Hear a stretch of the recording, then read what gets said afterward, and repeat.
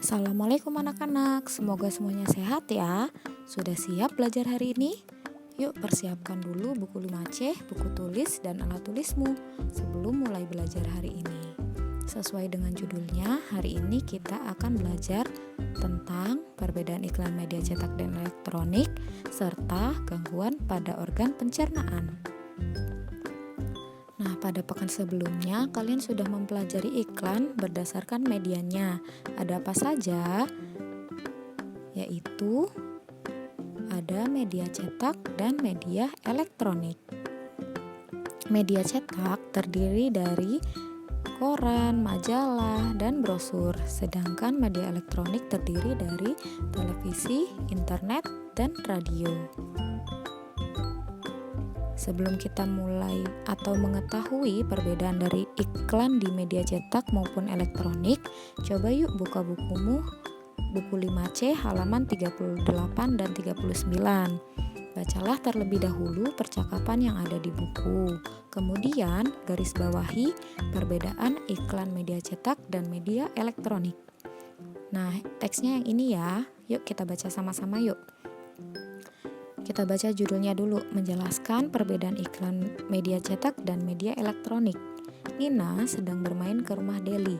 Bacalah percakapan Nina dan Deli berikut ini. Kamu sedang apa, Del? Aku sedang makan vitamin anak. Nina, kamu mau? Boleh, terima kasih Deli. Sepertinya ini vitamin anak yang baru ya.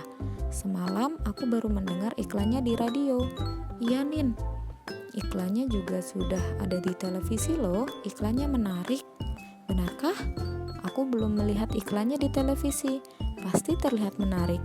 Aku suka melihat iklan di televisi karena menggunakan gambar bergerak. Iklan di televisi memang menarik. Iklan di media cetak pun tidak kalah menarik karena biasanya menggunakan gambar dan berwarna. Aku jadi penasaran dengan iklan yang disiarkan lewat radio. Aku belum pernah mendengarnya. Iklan di radio juga tidak kalah menarik dengan iklan di televisi, Del. Meskipun tidak tampak gambar, di radio juga mampu menarik perhatian konsumen. Apalagi jika disertai lagu dan kalimat khas dari produk yang diiklankan. Wah, ternyata media iklan bermacam-macam ya jenisnya. Nah, setelah membaca percakapan tersebut, kita jadi tahu nih perbedaan dari iklan media cetak dan media elektronik. Ayo siapkan dulu pensilnya untuk digaris bawahi ya. Ternyata ada beberapa perbedaan dari percakapan tersebut. Perbedaan yang ada di iklan di televisi, yang pertama yaitu menarik karena menggunakan gambar yang bergerak. Kemudian yang kedua, iklan di media cetak menggunakan gambar yang berwarna. Nah, itu kata Deli ya. Kemudian yang ketiga, meskipun tidak tampak gambar, iklan di radio menarik perhatian karena disertai lagu dan kalimat khas dari produk yang diiklankan. Nah, ini yang berkata si Nina. Di media cetak, iklan bersifatnya tertulis, hanya berupa tulisan dan gambar saja. Namun di media elektronik kita dapat melihat, membaca, dan mendengarkan iklan. Nah, berikut ini yang dapat kita simpulkan dari perbedaan iklan media cetak dan media elektronik. Yang pertama, perbedaannya yaitu antara media cetak dan media elektronik. Ya, kalau di media cetak iklannya bersifat tertulis, sedangkan kalau di media elektronik berupa gambar dan suara. Kemudian perbedaan yang kedua yaitu kalau di media cetak iklan dapat kita simpan dan dibaca kapan saja, sedangkan di media elektronik iklan hanya sekilas dan berlangsung pada saat itu saja, namun dapat didengar dan dibaca dan dilihat. Kemudian perbedaan yang ketiga yaitu media cetak menggunakan bahasa yang formal. Formal itu artinya resmi ya. Sedangkan media elektronik menggunakan bahasa yang formal maupun non-formal. Kalau non-formal artinya tidak resmi. Adapun isi dari iklan media elektronik. Untuk dapat menjelaskan maupun mengetahui isi iklan, kita perlu memahami informasi yang terdapat dalam iklan tersebut. Nah, kalau iklan pada radio, kita perlu mendengarkan dengan seksama untuk dapat tahu isi dari iklan tersebut. Sementara pada televisi kita perlu melihat dan mendengar dan membaca yang disajikan dalam iklan dengan seksama. Seksama artinya dengan teliti. Jadi kalau kita nonton di televisi kita bisa mendengar, melihat, dan membaca. Sedangkan kalau di radio kita hanya bisa mendengarkan saja. Biasanya iklan pada media elektronik disampaikan dalam waktu singkat. Oleh karena itu, untuk dapat menjelaskan atau mengerti akan iklan tersebut, kita perlu mengingat kata kunci yang terdapat pada iklan. Nah, itulah perbedaan dari iklan di media cetak maupun di media elektronik. Walaupun terdapat beberapa perbedaan kedua jenis iklan, iklan tersebut juga memiliki persamaan loh, yaitu sama-sama dibuat untuk meyakinkan dan mempengaruhi pembaca ataupun pendengarnya. Nah, sering nih di televisi kita ditampilkan iklan obat-obatan. Salah satunya yaitu obat sariawan. Apakah kalian pernah sariawan? Sariawan merupakan salah satu penyakit pada organ pencernaan manusia. Nah, masih ingatkah kalian urutan sistem pencernaan pada manusia? Yuk sama-sama kita sebutkan urutannya. Yang pertama yaitu mulut, kemudian yang kedua kerongkongan, ketiga lambung, keempat usus halus, kemudian usus besar, dan dibuang terakhir melalui anus. Kita ulang ya. Mulut, kerongkongan, lambung, usus halus, usus besar, dan yang terakhir dibuang melalui anus. Nah, di manakah penyakit sariawan ini? Hayo. Nah, penyakit sariawan ini ternyata seringkali muncul di rongga mulut. Kita lihat yuk. Ini dia gejala, penyebab, dan cara mengatasi penyakit-penyakit yang ada pada organ pencernaan kita. Yang pertama, sariawan. Penyebabnya yaitu luka karena sikat gigi, kemudian luka karena tergigit, kekurangan vitamin C, serta infeksi oleh bakteri. Nah, gejala sariawan ini yang pertama yaitu munculnya bercak putih pada dinding mulut dan gusi. Cara mengobatinya dengan minum obat sariawan atau mengkonsumsi makanan maupun minuman yang mengandung vitamin C. Selanjutnya yaitu MAH, penyakit yang menyerang lambung. Kalau sariawan tadi menyerang rongga mulut, kalau MAH menyerang lambung. MAH memiliki gejala rasa perih dan nyeri di perut. Kemudian penyebab dari MAH ini yaitu aktivitas asam lambung karena tidak adanya makanan yang dicerna. Nah, cara mengatasinya yaitu yang pertama makan dengan teratur, kedua hindari makanan yang pedas dan asam, serta mengkonsumsi obat yang sesuai dengan anjuran dokter.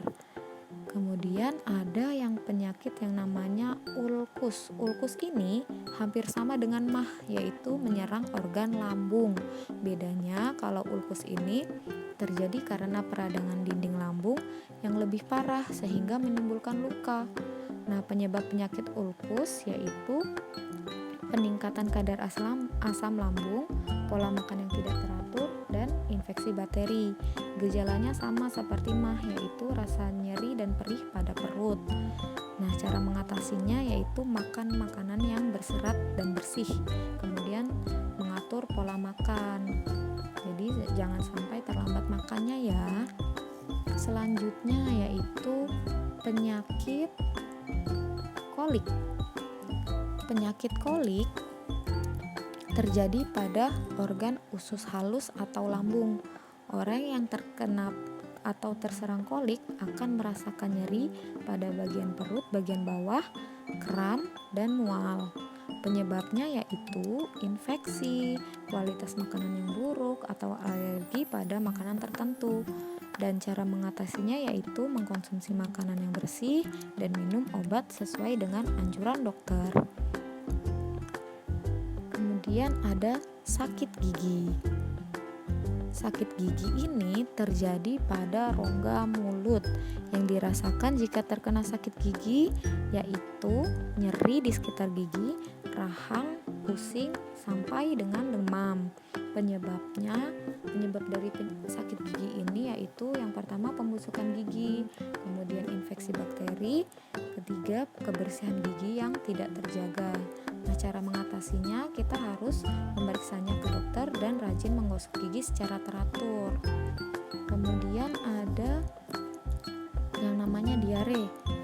Diare ini mengganggu sistem pembuangan sisa tubuh manusia. Diare ditandai dengan buang air besar yang encer dan lebih sering dari biasanya. Jadi buang airnya ini sering banget. Nah, penyebab dari penyakit diare ini adalah mengkonsumsi makanan atau minuman yang terdapat bakteri, virus, dan parasit. Jadi kalau makan sembarangan atau jajan sembarangan bisa menimbulkan penyakit diare. Nah, cara mengatasinya yaitu minum larutan Oralit dan memeriksanya ke dokter. Kemudian penyakit selanjutnya adalah konstipasi atau sembelit. Penyakit ini kebalikan dari diare. Kalau diare tadi penyakit yang ditandai dengan buang air besar secara lebih sering. Nah, kalau sembelit ini adalah kesulitan buang air besar. Penyebabnya yaitu kurang minum, kurang mengkonsumsi makanan yang berserat, dan pola makan yang kurang baik. Nah, cara mengatasinya yaitu mengkonsumsi makanan dengan teratur, minum air putih, dan juga olahraga. Kemudian yang terakhir ada apendisitis atau usus buntu, adalah pembengkakan atau peradangan pada usus buntu. Gejala penyakit usus buntu yaitu nyeri pada perut sebelah kanan ketika ditekan, kemudian perut kembung, hilang nafsu makan, dan mual. Namun penyebabnya belum diketahui secara pasti, tetapi diperkirakan karena tersumbatnya pangkal usus buntu oleh kotoran. Nah, cara mengatasi penyakit ini yaitu bisa disembuhkan dengan melakukan operasi pengangkatan usus buntu. Dengan mengetahui macam-macam penyakit, sistem pencernaan penting sekali nih bagi kita menjaga dan memelihara kesehatan organ pencernaan. Ya, dengan cara apa ya? Yang pertama, makan makanan sehat dan bergizi. Kedua, tidak jajan sembarangan. Yang ketiga, menjaga kebersihan makanan dan minuman. Yang keempat, mencuci tangan sebelum dan sesudah makan. Nah, Ibu harap kita semua bisa terhindar dari penyakit yang ada di sekitar kita ya, yaitu dengan cara menjaga kebersihan. Setelah selesai belajar pun jangan lupa cuci tangan menggunakan sabun dan dibilas dengan air yang mengalir ya, minimal 20 detik. Tetap sehat ya dan semangat meskipun belajar dari rumah. Selamat belajar. Wassalamualaikum warahmatullahi wabarakatuh.